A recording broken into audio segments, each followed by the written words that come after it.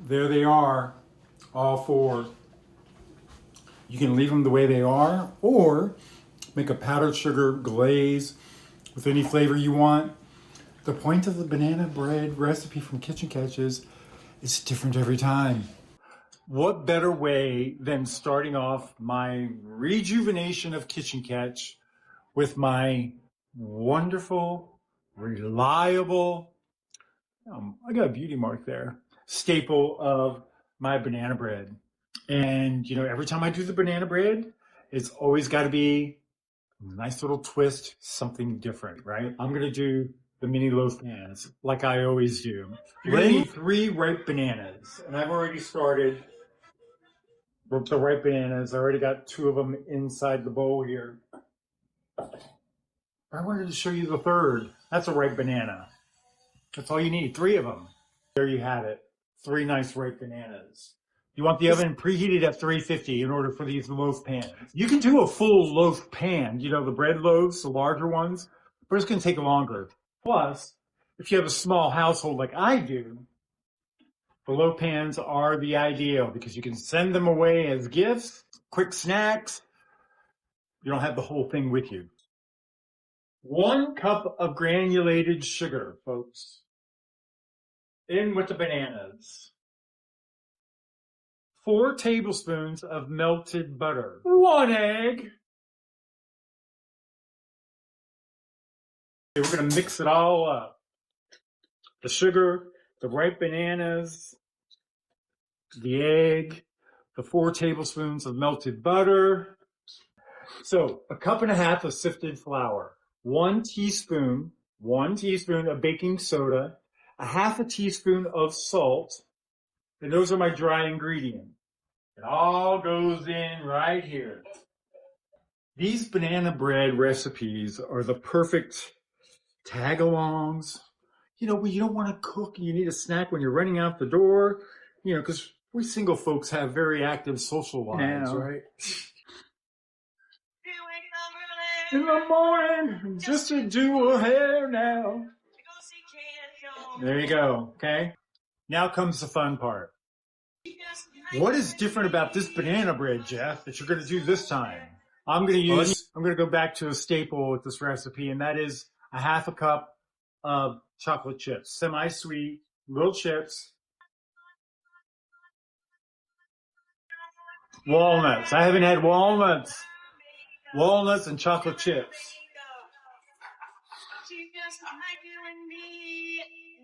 She's homeless. I'm going to fold these into my banana bread batter. But what's the secret, Jeff? Here we are, folks. Usually I do the coconut or some fresh pineapple, blueberries. You could do whatever your mood is. And I'm feeling real chocolatey and nutty. And that's what explains for the walnuts and the chocolate chips. Okay. Woo. 1,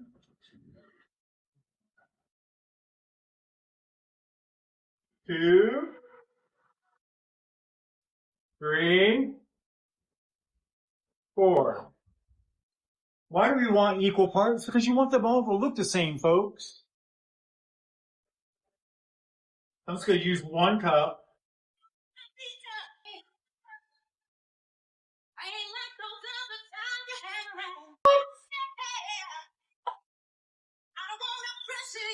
Yeah.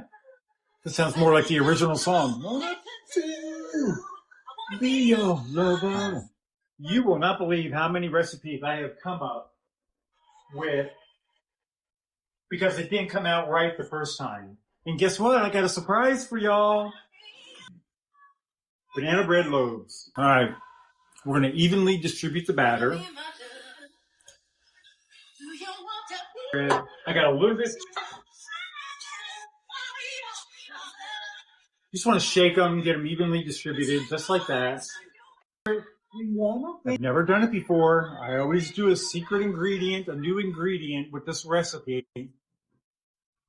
Hold. I am going to add a swirl of caramel into the batter.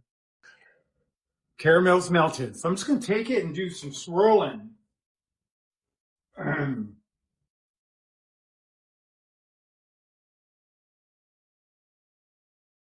then you're just going to take it,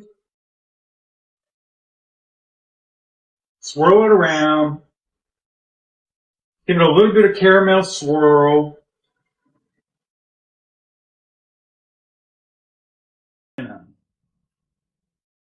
These are going in the oven, 350 degrees, for about 30 minutes. Right in it goes. All right, they're out of the oven. The caramel swirl banana nut bread that we just made. Those babies, all nice. Yes, we're gonna take them out so they can cool. You want a rack that is elevated. 1, 2, 3,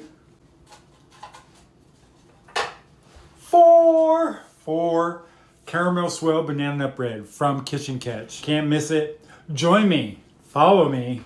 Get more. It's Thanksgiving. The kitchen's hot. We're going.